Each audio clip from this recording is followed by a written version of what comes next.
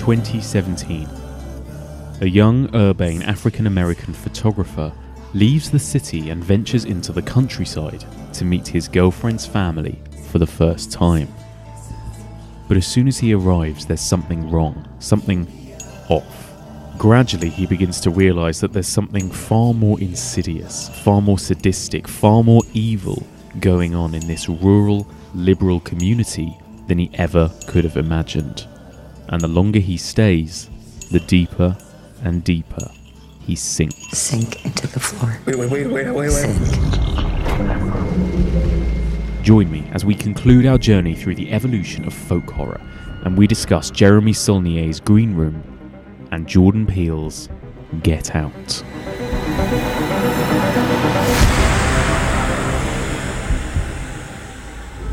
Now you're in the sunken place.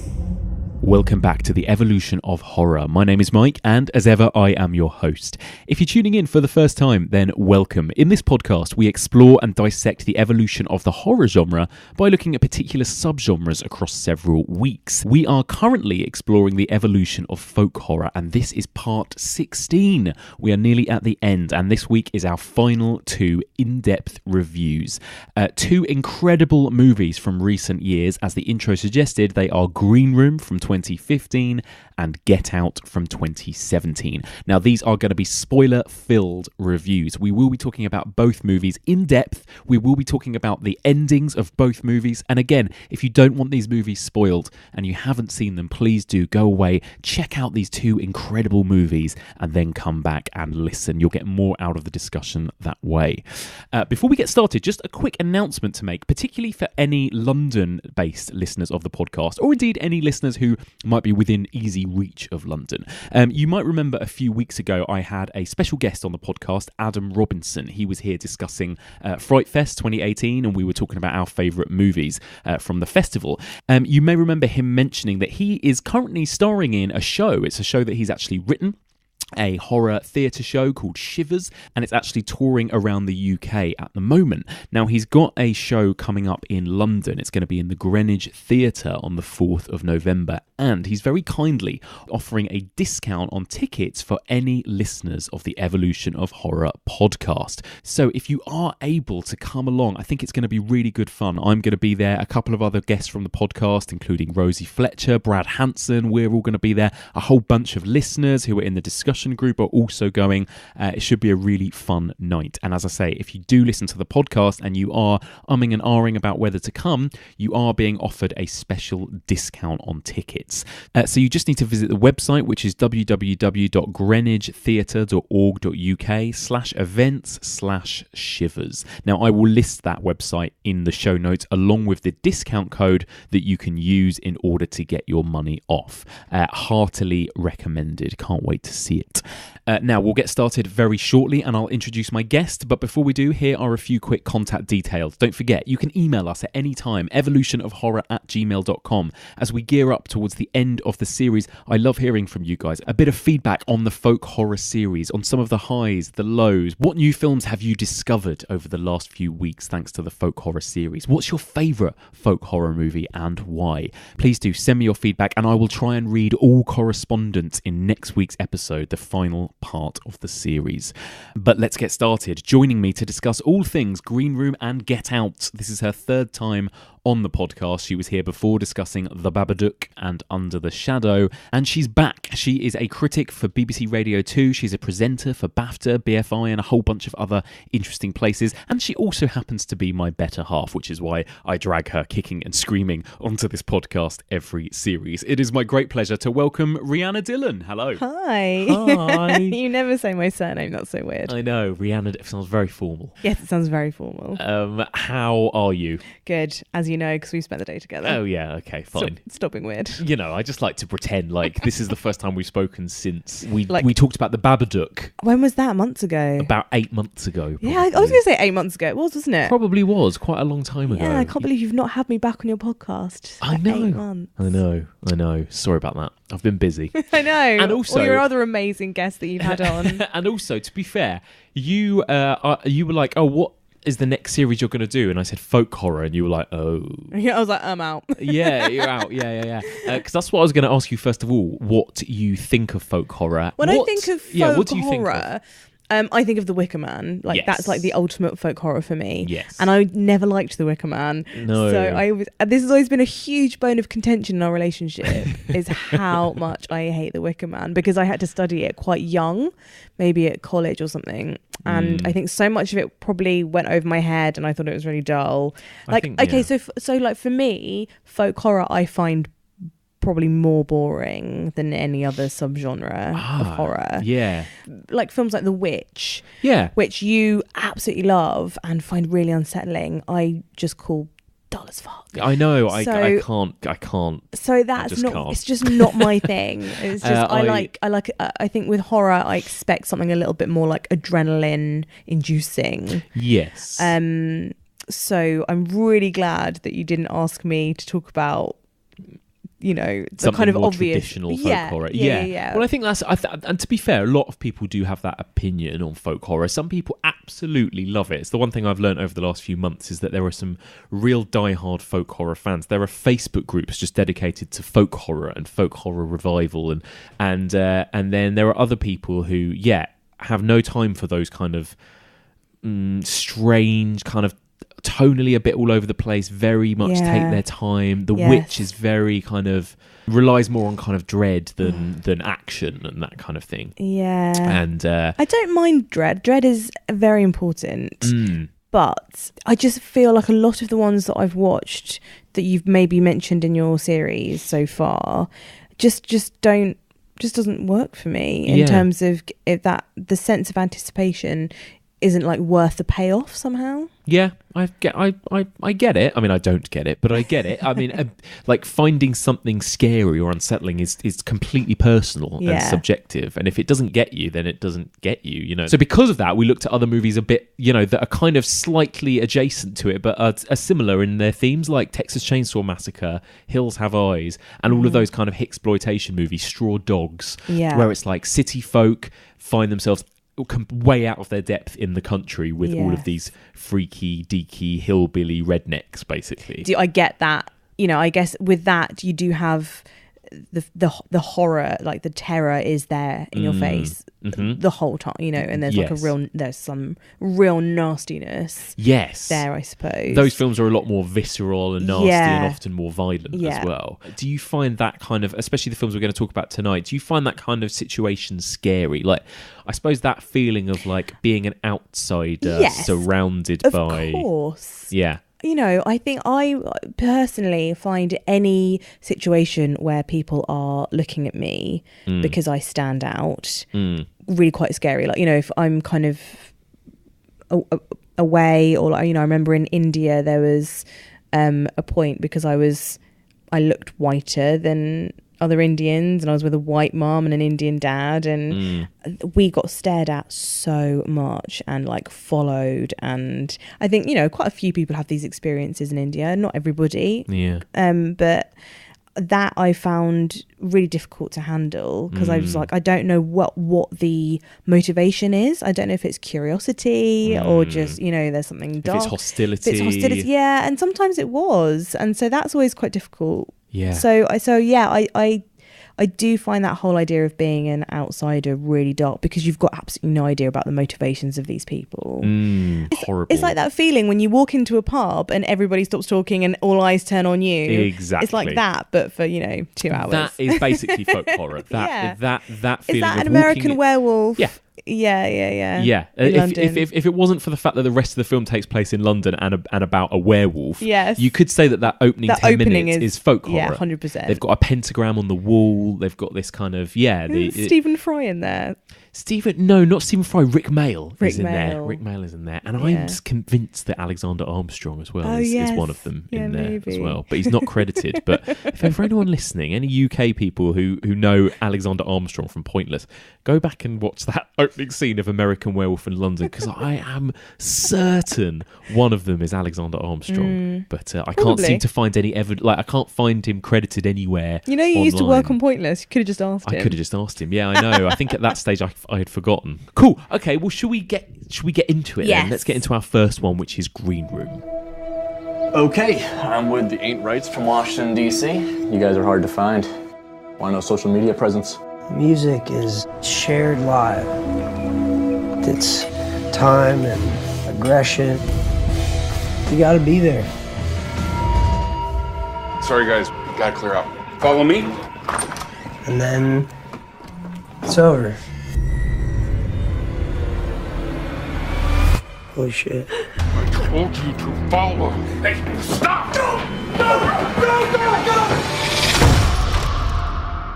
Okay, Green Room is a movie from 2015 directed by Jeremy Saulnier. This was I think it was his second film. Previously to this, he had done Blue Ruin, which was a huge kind of cult favourite.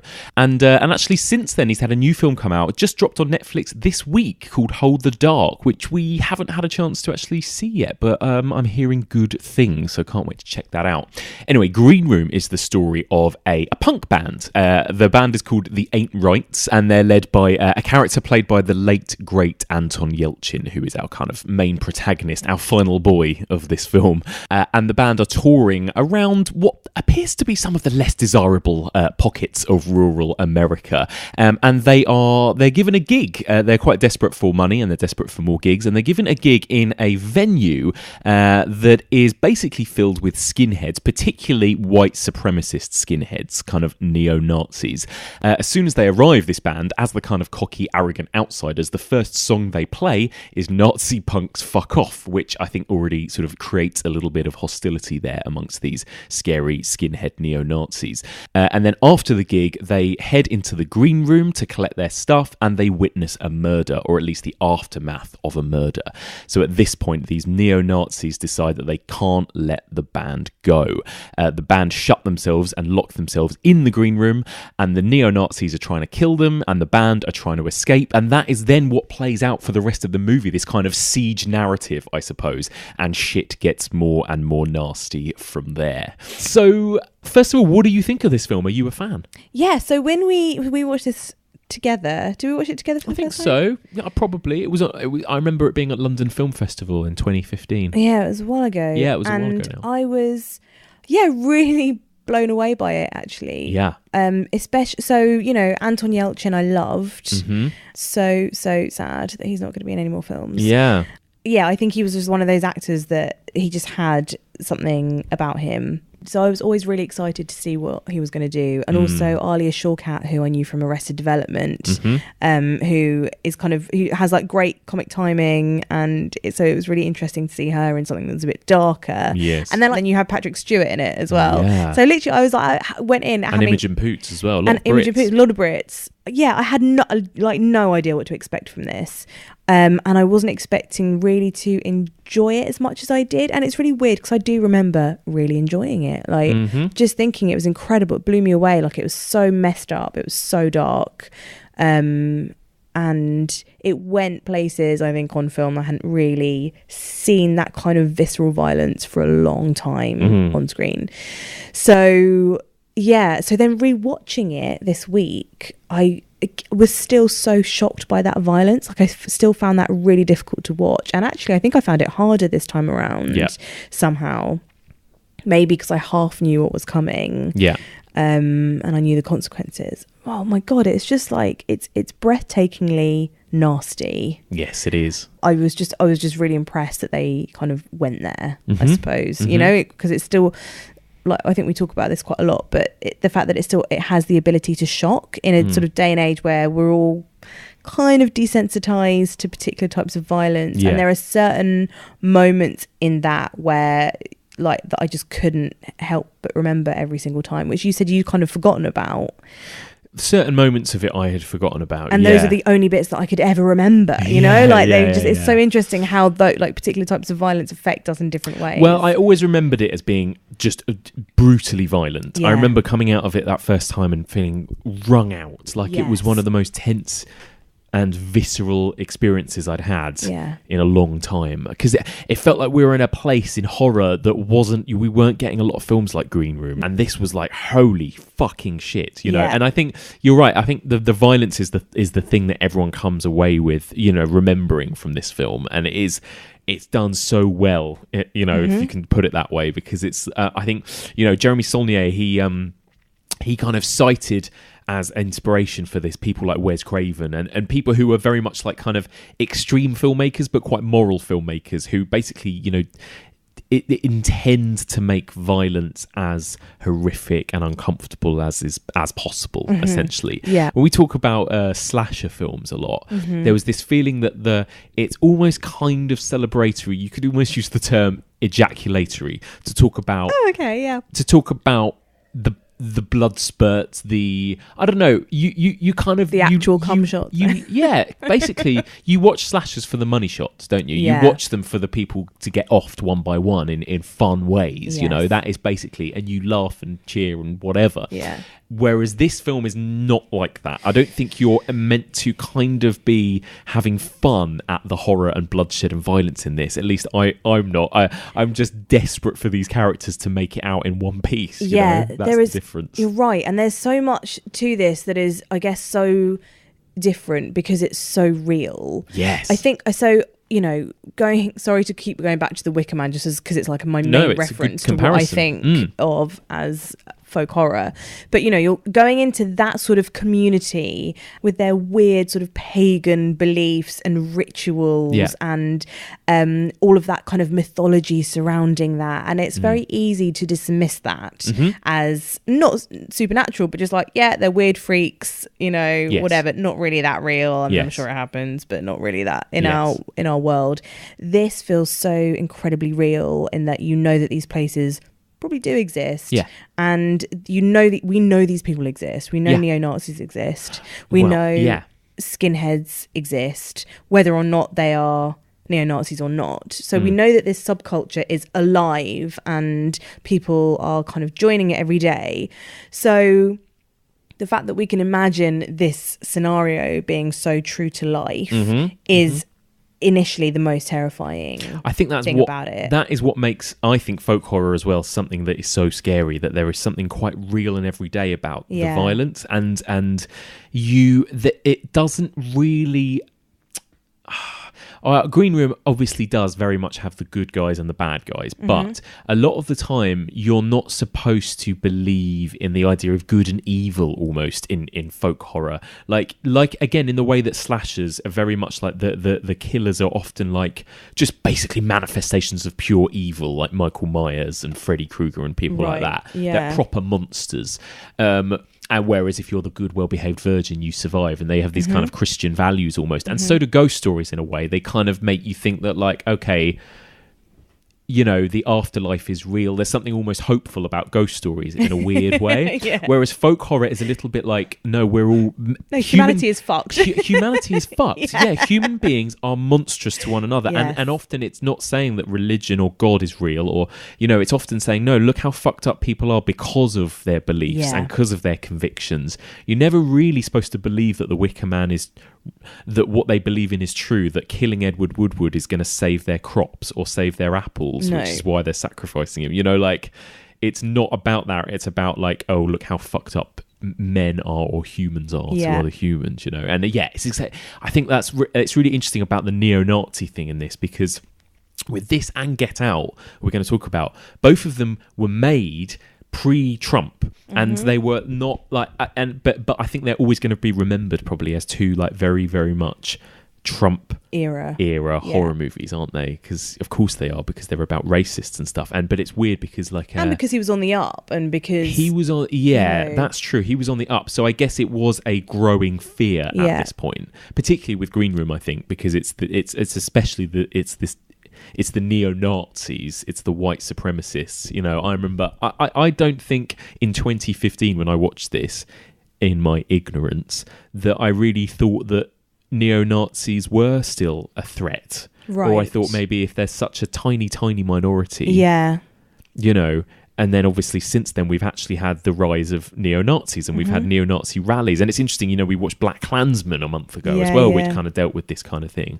Yeah, there's something now that is all the more disturbing about it, watching it now, having, after 3 years of not having seen this film, going, oh yeah, last year we actually saw on the news neo-Nazis march and somebody get killed, you know. Yeah. And it's interesting what you were saying about that sort of moral kind of filmmaking, and about how, you know, that whole desensitization to violence and you know, what humans are capable of doing to each other, because the violence in this is so kind of, I think we often see a lot of, you know, gun crime in American films, and there is that in this, but there are also knives. Yeah. There's like razor wire. Yeah. There are dogs.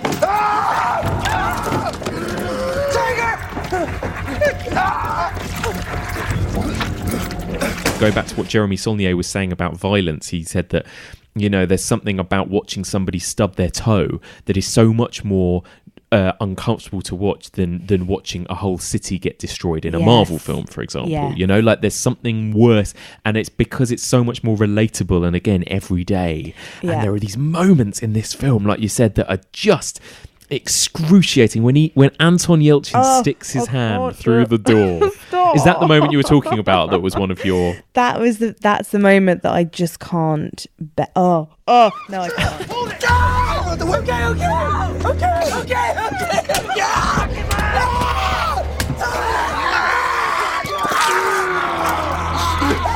So brilliant, because it's just that is the moment, isn't it, when it all really kicks off, and when you realise the exact consequences of what's going to happen. Because up until that point, you know, you've got this building tension because they're in this environment with such hostile people, and obviously we've had this moment when they've seen the dead body, and everything is getting more and more hostile, but you don't quite know what they're going to do and what these people are capable of yet. And then that is the moment when you're like, holy shit, you know. And Anton Yelchin's character he's the less cocky. A bit more pensive, yeah. Because a lot of the time, again, with these kind of exploitation movies, which I think this kind of is, what you get is the kind of cocky, arrogant outsiders who come in and think they're better than them, which we have to an extent with this, because they sing Nazi punks fuck off as their first song. Because they think they can get away with it, kind of thing. But Anton Yelchin is the least cocky of those characters, isn't he? He's the most sympathetic, he's the most relatable in a weird way. Yeah, he's kind of like also like the least willing to be violent as well. I think the others are all actually have a bit of violence in them themselves. And yeah, that's true. Quite a few of the other characters, they kind of embrace the violence earlier on than Anton Yelchin. It's weird. I think we're going to talk about this more with Get Out, actually, and Daniel Kaluuya's character. But it's a trope that's coming about in recent movies. I talked about it with Anna Bogutskaya from the BFI when we discussed Hereditary. This idea of the kind of the final boy instead of the final girl. And in some ways, Anton Yelchin has that way about him. He's quite passive. He's quite anti-violent at the beginning. And then slowly, as the situation unfolds, he becomes more and more violent. He becomes more and more, I suppose, masculinized through the use of weapons and knives and that kind of thing. And ends up kind of besting the bad guys, the monsters. So he definitely kind of goes on that journey.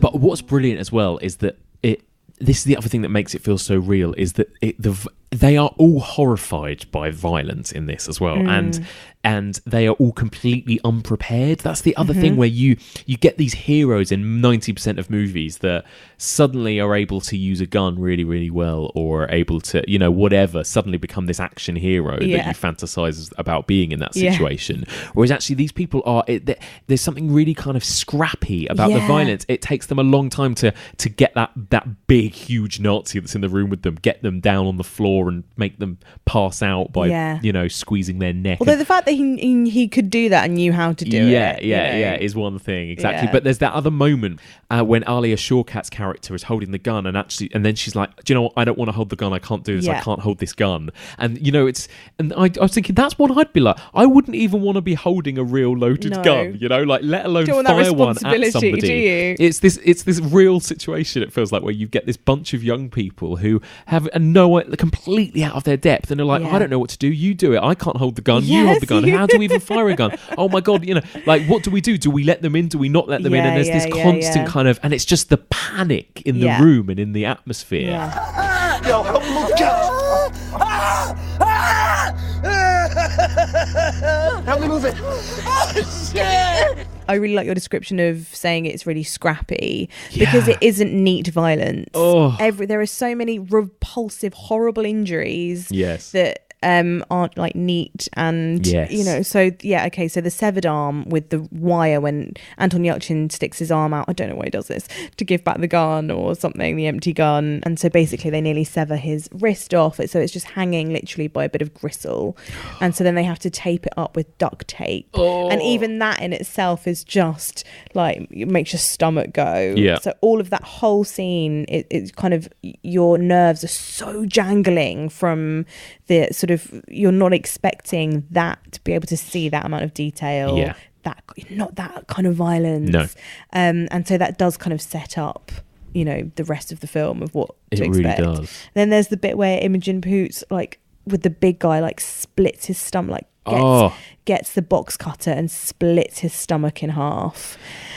And you're like, oh my God, because although he's not a sympathetic character, it is, again, that's not like a box cutter, for fuck's sake. Like, my worst thing seeing on camera ever is people cutting themselves with razors accidentally, like nicking themselves with razors. Like you say, like stubbing your toe, like that makes me so clench up, like nauseous. I have that with fingernails, right, as well, and it's just like, ugh. It's those little injuries. So then with like a box cut, when they nick each other with it, and like there's a bit where he like cuts his ankle, and those, it's just nasty. Like, this guy knows how to get under the skin of people, literally, which is really, really clever, and he does that in a very, very effective way. Like, there is nothing about Green Room that you sort of get desensitized to or sort of take for granted, or I went and saw it. Actually, I didn't see it with you first time around because I went and saw it with my friend Matt. I've just I had to see it by myself. I've remembered exactly where I was. And I watched it with my friend Matt, who's quite a hardened horror fan, and he was like, that was the most stressful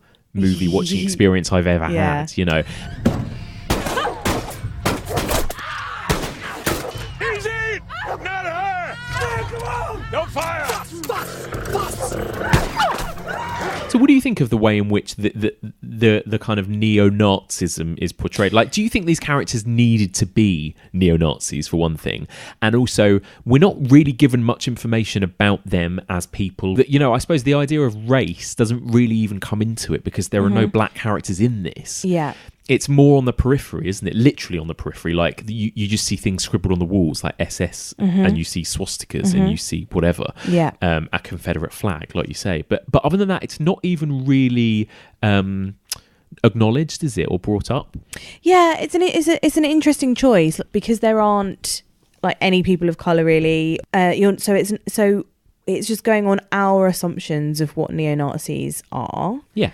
But then when you see, you know that, so that they're already in a threatening place. So that, but just by saying they're neo-Nazis, you immediately are setting up to the audience exactly who these people are, without actually having to do any work. Yes. So I think that's actually quite a sort of clever technique because you don't need to do any more explaining. Yes. You don't have to kind of spoon feed the audience then into filling out exactly what this subculture is or what this cult is or what they, you know, all of their beliefs, etc. Yeah, because this is the thing. It's almost like it's not about the kind of hostility of these Nazis towards people of colour in this particular story. It's about the two different types of punk, the kind of skinhead or punk scene almost, and how it's divided, isn't it?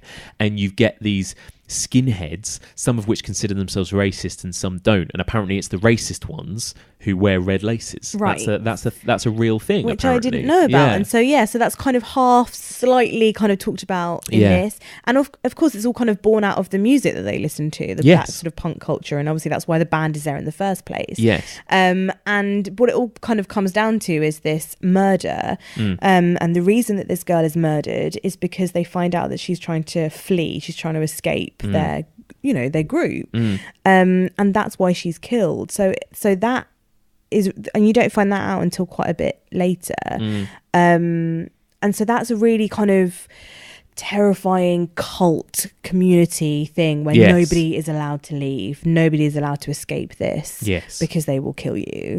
And that's like another level, and again, nothing to do with them being Nazis necessarily. That's just a part of their subculture. It's that really interesting kind of line there between people that consider themselves just skinheads because they are in that subculture and like that music, and then people that have this other extreme ideology that are these ones that consider themselves Nazis or racists or whatever. It's quite similar to This Is England, and when you've got the skinheads that Thomas Turgoose kind of becomes a part of. And so you've got Joe Gilgan and that kind of side of it, they dress like that, and they wear the boots and they wear the braces, and they have the skinheads, and sometimes they have little crosses or tattoos on them, but they're not racist. They're just that's about the music, that's about the subculture they belong in. And then you've got the Stephen Graham character who is, and it's that weird fine line of that subculture that it seems to produce. It's really strange. And then I think in this one, Imogen Poots' character is really interesting because going back to what you were saying about Anton Yelchin's character being really relatable, was the bit where he kind of says to her, I don't want to die with you. He tells her up front, like, I fucking hate you. Like, I hate what you stand for. She is this kind of really conflicting character. So she's there for her friend. She's also a Nazi, essentially. Yes. Is she? Well, isn't she? Interesting question. I don't know. Maybe that's my assumption of just her existing in that place. I don't know. Yeah. But obviously she's not one of the... She's not one of these outsiders. No. She's not one of the core people. And the fact that she then kind of turns into a victim, but she's also one of the kind of strongest ones amongst them because she knows these people. She's the one that's got like the biggest advantage because she knows who she's dealing with more than the others, and she's much more prepared or something, isn't she? She's just got that slightly more like sort of wily way about her in the way that you're like, well, has she been exposed to this kind of stuff before, that she kind of can predict what they might do. She knows how they think. She knows them, doesn't she? Yeah. She knows them. And, she's so, like, not interested in all of the bullshit, as well. There's these, I find quite funny moments of, Anton Yelchin trying to be a human being, I suppose. There are these moments when he talks about his stories, his paintballing story, and, there's this ongoing kind of gag about, like, what would be their Desert Island Disc album and all that. And it's just that brilliant line at the end when she's like, nobody gives a fuck. Yeah. And again, it's this brilliantly, like, real reactions to these situations where it's like, no, you wouldn't be talking about that in that situation. Yeah, you wouldn't be going on about like this like pep talk about like you say paintballing and and you would be like, what the fuck are you doing? Aren't we supposed to be running away? Aren't we supposed to be killing these people? Yeah, it's so brilliant. The film just dismisses any moment like that to be cinematic, overly cinematic, I suppose, or or sentimental, or lose its realism. Yeah. Now, you're trapped. That's not a threat, it's a fact. Well, we have a loaded gun. It's also just a fact. We have plenty more guns on hand. We just want you out, not harmed.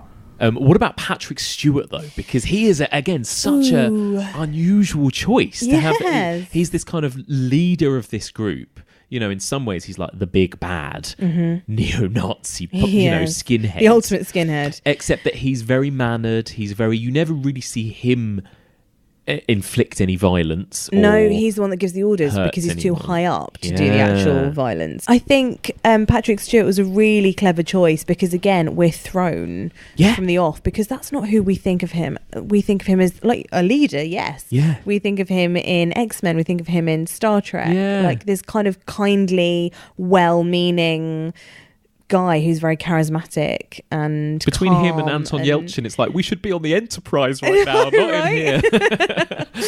And so I think it was really clever because it's another way of shocking your audience, another way of shocking them out of that. Oh, I know how this is going to go down, you know, and even from the off, you're like, he does seem more trustworthy. Oh, no, wait. It's true. I trust him at the beginning though, when he's saying, look, we just don't want the guns. Like, we will let you go. We don't want you here as much as you don't want to be here. Let's sort this out as cleanly as possible. And I think Patrick Stewart is such a brilliant choice because he's a person that there's something about him that is safe and comforting, isn't there? Very amiable as well. And just like, like you say, his reaction is not an extreme reaction. He just wants to open up a dialogue and that's their kind of downfall. He is their downfall because they're convinced by him. Yes. And then he tricks them. It's a nightmare. For us all. Both sides of this are not in a good situation. Both sides of it are panicking and don't know what to do. You feel that on both sides. Yeah. And it's interesting that, you know, none of them are, apart from Patrick Stewart, I guess, but even towards the end, you suddenly, you don't really think of them as these impending evil big presences, you know, in the way that you might find a horror movie monster. No. You know, like, and there's that great line, you know, when they see them at the very end, when they've escaped, and they see them in the outdoors, and they go, It's funny. You were so scary at night. and it's that idea that, like, okay, these people are weak, you know, small, insignificant, pointless people who might not be as scary as they want, you know, as they want to present themselves as being as well. That's the thing. Yeah, there's a spectrum there of maybe where their ideology, how extreme it is, or whether or not they just want to be part of a culture, and how much they're following orders. And really, Patrick Stewart is the kind of he's at the center of this, basically, isn't he? That you know, you think he's, even though, like you say, he physically he's the least violent and the least dangerous, but he's clearly the most dangerous part of this group. There's that point. So just at the very end, where just after Anton Yelchin is like, "You're not so scary," or "I was really scared of you," and he just sort of turns and walks away. Yes. And it's that arrogance of thinking that he can just walk away from this, and that they won't do anything because his presence is enough. Yes. And like, even you know, with the dog, because we see one of the dogs get like really frightened and freaked out by the feedback. The dog is the scariest part of this movie. Yeah, the dog, because well. again, the unpredictability of animals, and so you have just no idea what this dog's. We've seen this dog do really vicious stuff to the band, and then you see it obviously run out scared of the feedback, and then you kind of see it a couple of times with other people. You're like, oh my god, it's going to attack, and it doesn't, and all it does, it goes back to its owner, like it, and I think it's dying, this dog anyway, but that's all it wants to do then, is kind of that homing beacon of the guy that trained him, who is by this point already dead himself. And again, it's that kind of harsh light of day of, oh, suddenly this dog doesn't look scary anymore, it looks really small and insignificant, and its tail between its legs, literally, exactly, it's fascinating. And again, it's like none of these things are these big impending greater evils. They are all made that way through conditioning, through manipulation, through training, fucked up beliefs and fucked up people. You know, there's this really like powerful line that one of the characters says where he's like, we won't all live, but maybe we won't all die. And I was just like, oh god, like you know, that like gets you, because you're like, you know, that's true, and the fact that they're facing up to that reality of they are going to die. Yeah, you're just staring mortality in the face so much in this film, aren't you? Yeah. And you're like, somebody can make it, somebody's got to make it out, but we're not all going to. Yeah. Oh, it's just like, and that's a very human thing. It was just like quite heartbreaking. Yeah, it is. It goes back to that tagline of Texas Chainsaw Massacre, which is who will survive and what will be left of them. That is what you feel like with this film, isn't it? It's like, especially with Anton Yelchin's hand hanging off, and you just think no one is safe in this. I have no idea how this is going to pan out. Oh, so good. What a masterpiece. Incredible film. So let's go on to the next film then, which in some ways is so different but also has so many connections at the same time. Yes. So this is Jordan Peele's Get Out. So you guys coming up from the city? Yeah, we're just heading up for the weekend. Can I see your license, please? He wasn't driving. I didn't ask who was driving. I asked to see his ID. Call me Dean and you hug me, my man. So how long has this been going on, this thing? We hired Georgina and Walter to help care for my parents. When they died, I couldn't bear to let them go. So Get Out, for anyone who hasn't seen it, I'm sure there's probably most people in the world have seen this film. Hopefully most people who listen to your podcast have seen it. Well, yes, exactly. So this is the story of Chris, played by Daniel Kaluuya, who is he's a young African-American photographer, lives and works in the city, and he is about to go to the countryside to visit and meet his girlfriend's family for the first time. And when he goes there and he goes to this, it's the most kind of quintessentially sort of white, liberal, middle-class family you can imagine. But he's starting to, there's this weird atmosphere that something is just off when he goes there. Something is not quite right. Everything seems a bit strange. Why? And also he's a little bit uncomfortable with the fact that they have a black maid and a black gardener, and other than that there are no other faces of colour to be seen. And slowly but surely the kind of awkwardness cranks up in a kind of look who's coming to dinner sort of way, but then it turns into sort of full-blown horror when he finds out that this family and this community are kidnapping black people and hypnotizing them, operating on them, and basically transferring their kind of consciousness, that these white people are transferring their consciousness into these young athletic black bodies so that they can live for longer and do the things that they always wanted to do, essentially. So yeah, I mean it goes kind of full on sort of supernatural sci-fi body horror towards the end as well. Yeah. And this movie won an Oscar. This movie won Best Original Screenplay Oscar, which is, I think, the first horror movie to win an Oscar in 26 years since Silence of the Lambs in the early 90s, which is pretty fucking amazing, really. It also got nominated for Best Picture and a bunch of other things as well. What do you think? Was that praise well deserved? Oh, absolutely. Like I remember watching this being like, this is a life-changing film. Yeah. This is going to change everything. cinema. Yeah. I think that's fair to say. Just like those conversations that you hear people having, and I think a lot of audiences were sitting there squirming. I think the thing with this film is that it's horror on about 6 different levels, because there's so much just absolute cringe-inducing discomfort in the first half of this movie that is almost more horrific than the genuine horror that happens in the final act. You know, it's so uncomfortable, but also it's got this real, that feeling of like something is not quite right. Again, there's this dread, there's this like uncanniness to the way these characters are and behave, and there's something kind of tonally weird about it. It's like, are we supposed to be laughing? Are we supposed to be scared? We're kind of nervously laughing. Yeah. It's really like, I think brilliantly kind of puts you on edge straight away from the get-go in this film. Like, you know something is wrong, but you're not quite sure what it is. Well, I think because it opens as well, not with Daniel Kaluuya, but with Lakeith Stanfield's character. Yes. Andre, who is like walking through this suburb, and again going back to that whole thing of being an outsider in any sort of community is scary. So for him, being a black man in a suburban middle class community in a very, very white area was the terrifying thing. It's crazy. They got me out here in this creepy, confusing ass suburb. Gosh, I'm serious though. I feel like a sore thumb out here.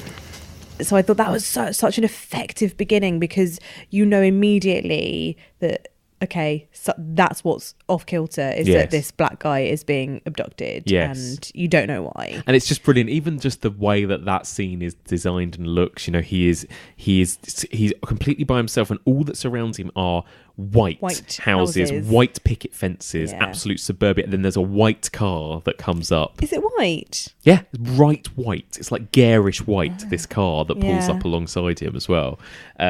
Just all of that kind of, I feel like every time I watch this film, we've watched it 3 times now together, haven't we? Yeah. And every time I spot new, like, brilliant kind of subtle things that Jordan Peele has put in this, you know, visual references or throwaway lines that suddenly, like, you twig mean so much more, or have so much more subtext to them than you think initially, kind of thing. You know, because I think on the surface, this film is, you know, it's quite funny, it's also quite scary, but it's also just kind of a kind of fun genre movie that it is kind of supernatural at the end. It's about body swapping, and it does, but it presents it in such a way that it feels so real. Actually. Exactly. You know, it doesn't feel like it's that far away from. No, it's like a sort of version of lobotomy. Yes, you know, right. I see what you, like a Black Mirror episode, like something that isn't that far in the future. Almost. Yeah, exactly. Yeah, maybe.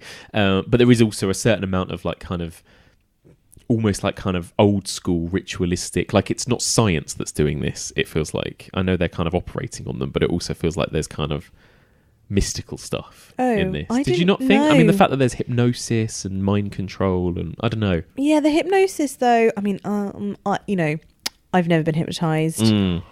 I think someone tried to hypnotize me at a Spanish holiday camp once and Brilliant. then sent me off stage because it wasn't working. Yeah. So that's my only experience. You don't strike me as someone who would be susceptible to hypnosis. But I know that people are, and it does happen. So it doesn't feel so mystical that it's like, oh, I don't believe any of this shit. Yes. Like I'm with it, from the beginning. Yeah.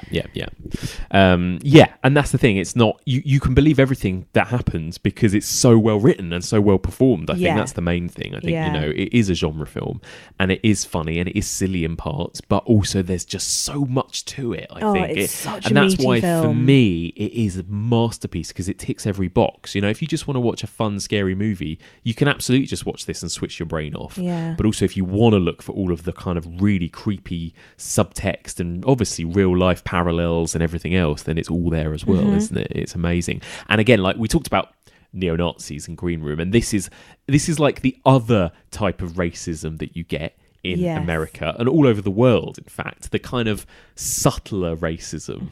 And it feels like this was quite a groundbreaking, it feels like this was one of the first movies or big movies to really address the kind of these liberal Obama voters who like to shout about how much they voted for Obama are in some ways just as racist, if not more, part of the problem. as these ones that put swastikas on their heads. It's really interesting.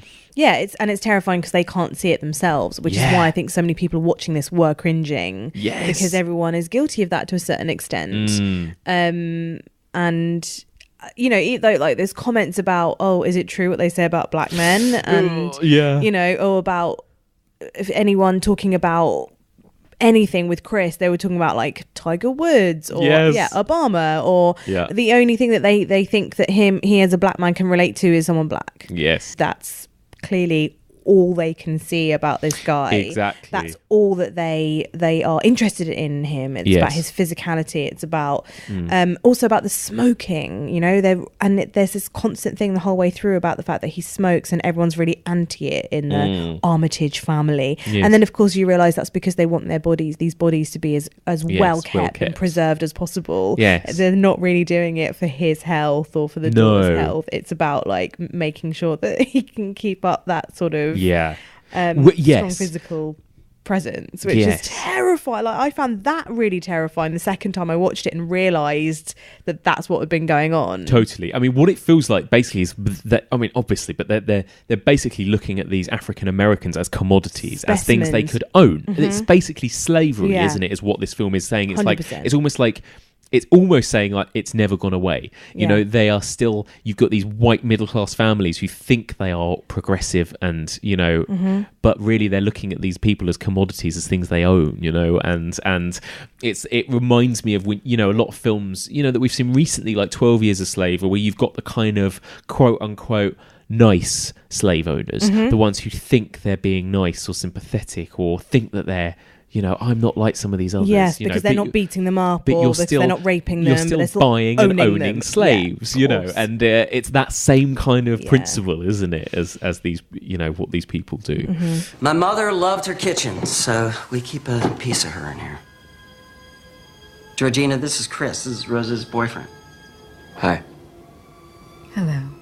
I think every performance in this is like... There's not one bad performance. There is not one. We were kind of talking about how there are so many kind of complex roles. There's a lot of like, because there's so much duplicity. So you have these these characters playing with more than one personality. Yes. What I love about the performances in these is that every character, they're saying something but they're meaning something else all the way through, and it's like they're saying one thing and their faces are doing the opposite, or their faces are doing something but their eyes are saying the opposite. And I think all of them are just incredible. Obviously, like the moment that so many people talk about is where Chris bumps into this character, this sort of maid character, Georgina, who's played by Betty Gabriel, and he sort of says to her, look, between you and me, I get a bit nervous when there's this many white people around.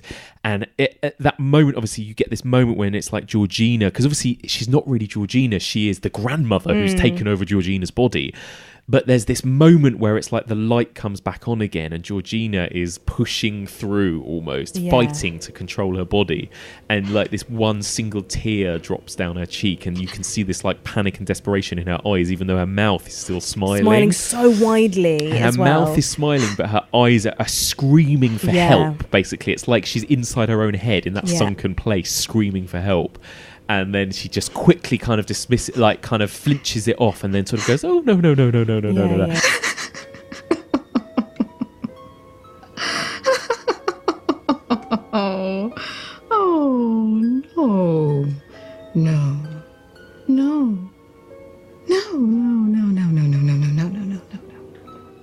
It feels like the film is filled with moments like that where it's like characters are thinking one thing but saying the opposite, and all of them are doing it. Like the moment when Bradley Whitford is talking about how his dad was beaten by Jesse Owens in the Olympics, and he starts off by saying it as a real positive thing, like, yeah, black man won that Olympics, you know, fuck you Nazis.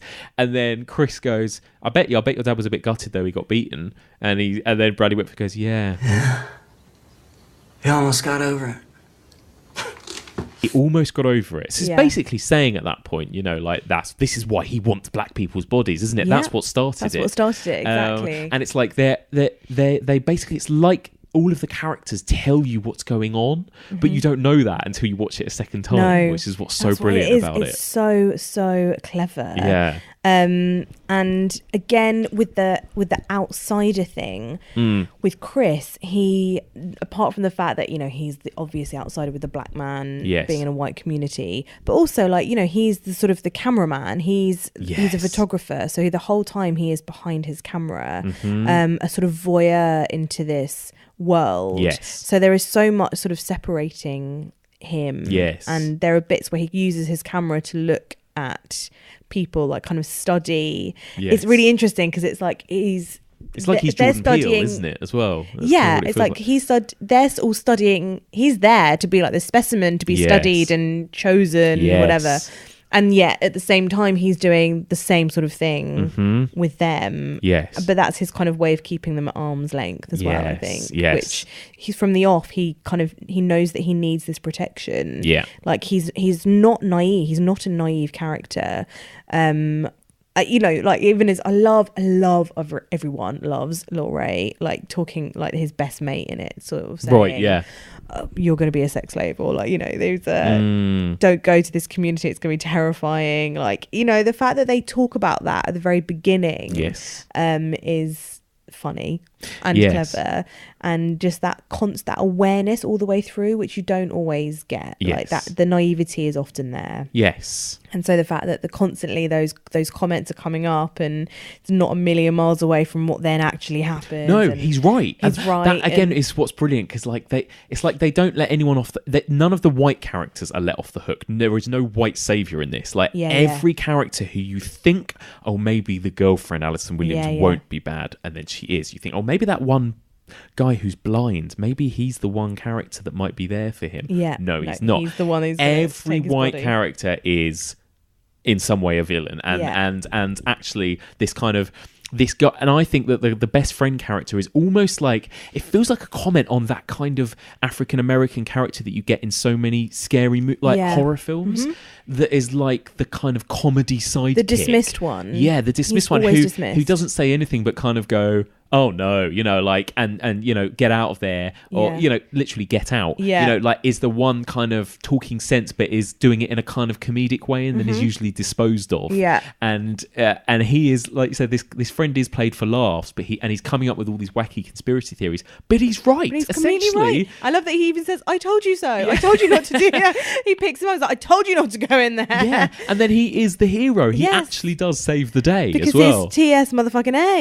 It's so good. And so he is funny, and he does tick all of those boxes as being the funny sidekick, but also he's more than that. He's given more to do than that as well. He's so much more intelligent, and the fact that he is TSA, and you know, it's so good. And it's brilliant because, like you say, these characters are often like stupid, or you know, they're wrong, or dismissed too easily, or they're just one dimension. Yeah, and actually none of these characters, nobody is one dimensional. No, it's although except maybe the son. I think the son is the most one. Caleb Landry Jones. Yeah, maybe. But what's really nice is that none of the characters of colour are one dimensional like they so often are in horror movies. And even a character as kind of minor as Georgina, she's not in that much of it that this kind of made, but she has these. She has the most iconic moment. Just in the film. The most standout moment, apart from, of course, Daniel Kaluuya in the sunken place, which again is a very similar kind of thing. It's like that moment when he's slipping into being hypnotized, and he's fighting it, but you see him start to cry, start to well up when he's thinking, and he doesn't want to. No, he doesn't want to do it. And again, like Daniel Kaluuya's performance in this whole film is just. I just think he's stunning. He should have won an Oscar for this film over Gary Oldman last year. Gary Oldman. I agree. He should have done, because again, he's not. This isn't the way that I thought they would necessarily have played it. Like I'd have. I think I'd have said that Chris would have been a bit more sort of, I don't know, willing, happy to please, kind of going along with stuff. But the whole time he's incredibly reserved around Rose's family, and he won't just say yes to everything. No. And he's quite happy to be like, look, this is what's fucking going on. He's not, this is what I love. Like in a lot of horror, people are like, I'm just going to dismiss this. I'm going to pretend that didn't happen. Or actually, that makes me sound really paranoid, so I'm not going to say it. He says it. He tells Rose the whole time what is going through his head. He's like, she unplugged my phone, this just happened, this is really weird. He does an amazing job as a performer, because I think as opposed to all of these other quite big characters, all he does is react. He has, in some ways, I think, for an actor, the hardest job, which is he just has to just look kind of on edge and nervous and suspicious and awkward throughout the bulk of the movie. He just reacts to everything and sees everything, like you say, through his camera and stuff. But I think his big downfall, I think his fatal character flaw, which is built up in his backstory too, is that he doesn't act. He hesitates. He lets his mum die when she's been hit by a car, and it's the same thing in this. He sees quite a lot of warning signs and he just doesn't go, and I think that is what that title is almost about, because he has quite a lot of opportunities to get out, and he needs to get out. When would you have gone in that scenario? At what point would you have left then? I don't know. I don't think there is like a really obvious maybe out, not, because they explain it away so well. A lot of the time. But I like, he's even saying when it comes to Andre and that reaction and the dad saying it's a seizure, and he's going, I know people that have seizures, that wasn't a seizure. Exactly, so get out. But then he does try. No, I know he does try. I know. But the fact that he's constantly talking us through his reservations, I really like. Because again, especially for a man as well, actually, in any film, to sort of be that sort of vocal about his fears. Is rare. Yeah, totally. And he is like very much kind of, the roles are reversed a little bit, the way that she kind of protects him from the cop and she kind of looks after him throughout the movie, like she doesn't want that paper trail. Yeah, exactly. Again, all of those things add up for the narrative, but also just the way that he's built up as this character is, I think, a little bit very much just a complete passive character. Maybe that's what it is. It's not that he's naive or stupid, and he absolutely is seeing that things aren't right and that something's going on, but he's a little bit too passive to just let everything happen to him. He sits in that armchair, he stays in that party, he whatever. Until the very end, where for a lot of these films, people are on the run. They're trying to escape. Yes. And he's suddenly on the attack. Yes. Like he kills Caleb, or at least, he knocks Caleb out. Yeah. I keep calling him Caleb Landry Jones. I can't remember the character's name now. Then he stabs Bradley Whitford.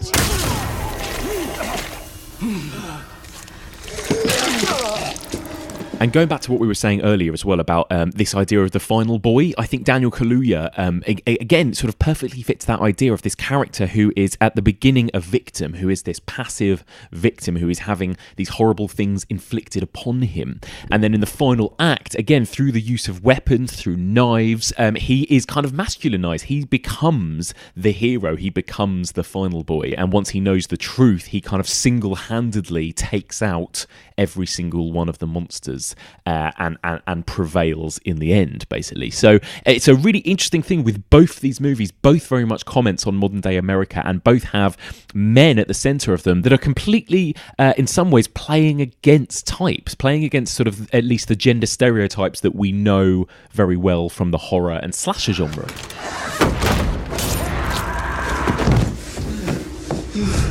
It's got a really satisfying third act. Really satisfying. Because you just want all these characters to be pummeled to death, all of them. In really nasty ways. I just wanted to see them all die. Catherine Keener, Caleb Landry Jones, all of them. I was like, kill him! Kill him! And there's something about that. And again, I just this film is a real crowd pleaser. Do you remember at the cinema, people were cheering, laughing, jumping.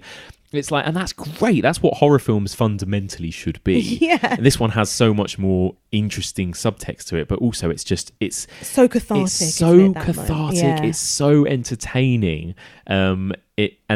I think it's a really hard thing to balance comedy and horror. Yeah. It's really hard to get that balance right, to be scary and funny and jump between the two. And again, I think this movie does it. And you 100%. laugh with relief a lot of the time, like that, that kind of, oh God, okay, phew. Yeah. Okay. there is a lot of that going on. And then you also laugh as in an uneasy way. Yeah. Because you're like, what the fuck is going on? Yeah. Also, I loved right at the beginning, he kind of says to Rose, like, oh, are they going to chase me off the lawn with a shotgun? Which is what she ends up doing to him. Which I only got this third time. Yeah. And I was like, ooh, fun. It's so brilliant. That's the thing. Literally It's has like a shotgun. It feels like everything is kind of set up or prophesized in some way with the dialogue in the opening scene. Everything mirrors each other, and that's why it's so brilliant. And it sounds like quite a basic thing to do, but actually it's incredibly hard, especially to pull it off in actually quite a subtle way as well. Yes. And so there needs to be a lot of intelligence behind that, and a lot of kind of, it needs to be really well thought out. Yeah. For it not to just be like rammed down your throat, because then it becomes less, then it is a bit more like, I don't know, a bit more obscene, sort of, oh, look how clever we are, which obviously there is an element of that, but it's absolutely deserved with Jordan Peele. Definitely. Yeah, it's just amazing. It's just so well thought out, and I'm so glad it's become the runaway success. It deserved and it deserved a lot of Oscars, but I'm so pleased that it won one for screenplay for its writing, because I really do think every line of dialogue is in some way, is absolutely necessary, and also 99% of them have more than one meaning to them as well. It's just so clever. It's so clever. And again, like going back to this kind of link with folk horror, I mean, I think it's kind of fairly loose, but there are these connections. There's this kind of, obviously it's this very rural setting. There's this kind of, again, this kind of animal comparison. There's a lot of animal imagery, and it's almost like he is compared to a deer. Isn't he? I think the way that at the beginning Bradley Whitford is kind of saying, well, one down, another few 100,000 to go. I think they're a pain. Every time I see one dead on the side of the road, I think, thank God, another one we don't have to worry about. And again, like when you hear that line again, I can't help but think of it in some sort of really horrible, I don't know, like a kind of right-wing, this is what we think of foreigners or outsiders kind of, line. Yeah. And again, just the way he's hunted like an animal and hunted for his body, for his, like animals are hunted for their whatever. Trophies. Their meat, their trophies, or they're used in some way for their fur or their whatever. Yeah. That is literally what he is, isn't he? He's an animal to be hunted. Yeah. And again, it's just that one, like, and again, just such a clever twist on this exploitation idea, because, there are hundreds and countless films of these kind of American monsters who are portrayed as, toothless hillbillies who have sex with their relatives and are like, absolute writhing maniacs. But actually, there are these other people that are so polite, so educated, who are basically the same thing, though, just as monstrous. Yeah. Well, I find that the African American experience for me has been, for the most part, very good. Although I find it difficult to go into detail, as I haven't had much desire to leave the house in a while. Also, let's talk quickly about Lakeith Stanfield's role. He's incredible. Going back to his, just that moment where you see that light flicker, that light kind of literally that, like Daniel Kaluuya's phone go off in his face, and that moment when he suddenly starts screaming, get out, like that catalyst moment. it's so frightening. You realise that they are still in there, that sunken place, they're still fighting to get out of that sunken place. It's so horrible. And the fact that we don't know what happens to him, like, oh yeah, that's true. we never get like a resolved thing with him. He doesn't die. We're never really told, do you? Are you like, can this thing be reversed?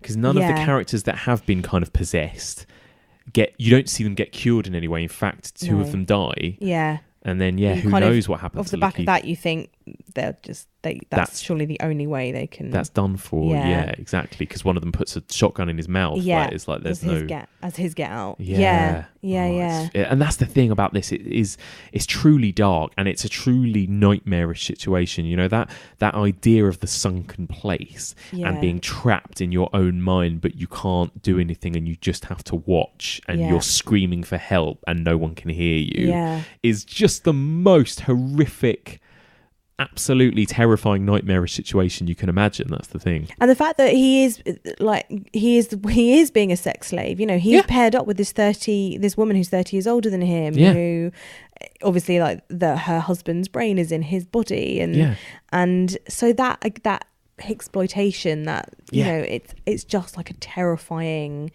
way that these middle classes are exploiting their power. And it's just a slightly less overt way of having slaves actually in chains. Yeah. But other than that, they're being auctioned off, they're being sold to landowners, and they're being used for their bodies. Yeah. You know? Is there anything more beautiful than a sunrise? Hi, I'm Roman Armitage, and if you're watching this, you're probably wondering what's going on. Well, there's no need to worry. Let's take a walk. And actually, the film that I think it is most similar to is Rosemary's Baby. Yeah. I think for so many reasons. I was going to say this earlier. Yeah. I mean, I feel like, obviously, story-wise, it's quite Rosemary's Baby-esque. And the fact that it's almost like there's this inevitability in both of them. Like, you kind of know what's going on from the start with Rosemary's Baby, too. There's this, like, dramatic irony.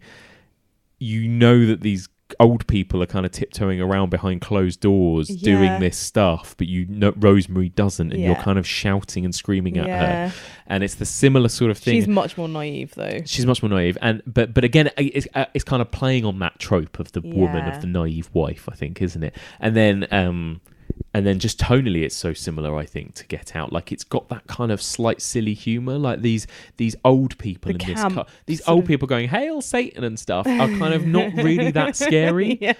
And yet it is really fucking dark because and they're scary. getting away with it. That's the scary thing, is that they're not these monsters. They're not like you know, people that you would immediately paint as being terrifying. Exactly. But the fact that they're getting away with doing this precisely for that reason, that they're not the obvious suspects, is the most terrifying thing about them. And so you have all these really camp old people being like, "Oh, how big are you?" And, "Oh, I know Tiger Woods," and blah blah. And you're like, "What the fuck are these? What?" Like, you're just laughing at them without, and then you're like, "Oh, yes, they are the most terrifying because they have the power." Yes, because they can get away with that because they're white. Yeah, exactly. That's the thing. There's this underlying true to life darkness that undercuts all of the silly humour.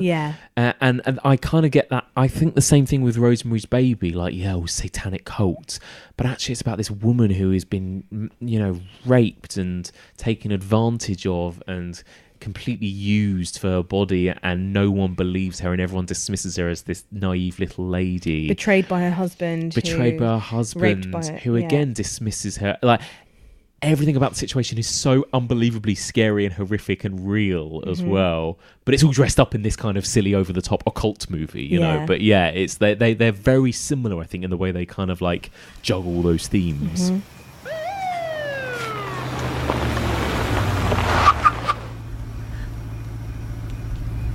And what about the ending? I mean, I know that everyone always thought that when those sirens appear, you think it's going to be the police.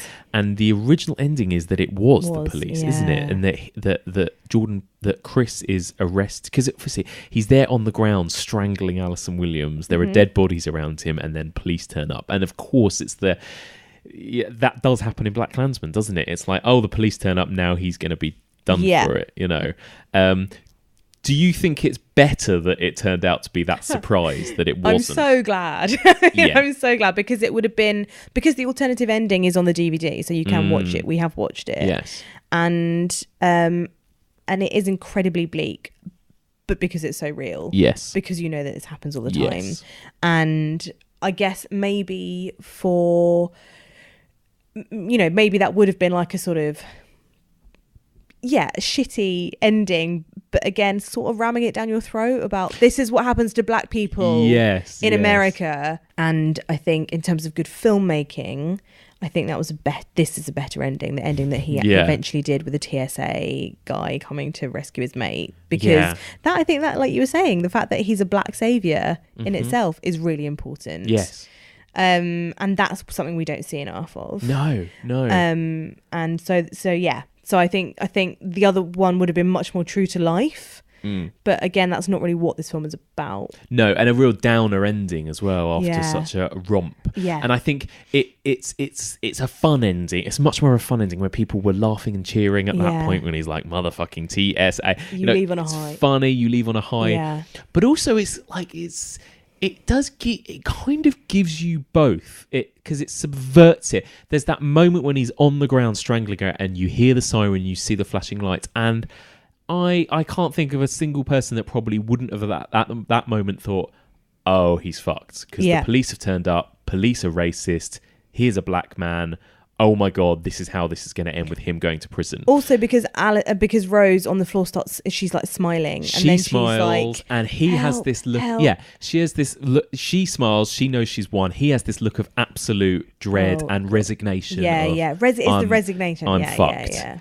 And then he puts his arms up. The fact that he puts his arms up before anything's happened, before you hear anybody shout anything, before anyone says hands up, anything, he knows what to do in that situation. Happen. Yeah, exactly. And then, so it's like the film is saying that anyway. Yeah. It's saying, look, we all know this is the problem. The film acknowledges it. Yeah, everyone knows that is still a thing. So true. And then the film still gives you that get entertaining your double ending, you know, yeah. and it gives you a surprise that's a really as well. good point. It's just so clever. Yeah. And that's the thing, I think, like, if you read between the lines of every single line, because somebody tweeted actually last night when I said we were watching Get Out, and sort of said, oh, it's such an overrated film, it's so one note and silly, and talk a lot about snobbery towards the horror genre. Yeah. I think sometimes there can be a snobbery within the horror genre. Oh, yeah. When a horror film is this mainstream and accessible and Oscar winning, suddenly some people are like, well, I don't like that because it's too mainstream and it's not dark enough and to get, it's comedy, it's not horror enough almost. Yeah. But I just think that's so sad, because films like this just, I think, can't be championed enough in a way. Like, it's a movie that bridged the gap almost between like highbrow criticism and blockbuster cinema. Yeah. It's a really silly kind of example, but Empire magazine, like the kind of most mainstream film magazine in a way, published their films of the year list, and it was number one. And then the BFI Sight and Sound magazine, which famously kind of championed the kind of real art house cinema, foreign cinema, all that kind of thing, also put it as their number one film of 2017. And it's the only time ever that's happened where Empire and Sight and Sound have listed the same best movie. And I think that says it all, personally. I think it's like this movie ticks every kind of box. Transcends that snobbery, and it transcends elevated genre. And it transcends this genre belongs to us, and we don't want non-genre lovers enjoying it kind of thing. It shouldn't be about that, in a way. Yeah, I absolutely agree. I mean, this is such an excellent film, and I loved it when I first saw it, but I didn't come out going, oh well, I wouldn't really call it a horror. No, of course it's a horror. Of course it's a horror.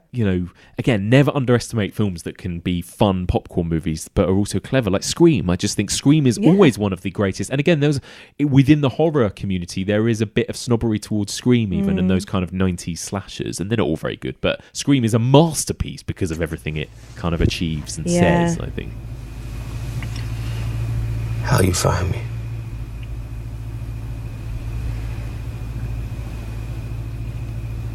I'm TS motherfucking A. We handle shit. That's what we do. consider this situation fucking handle.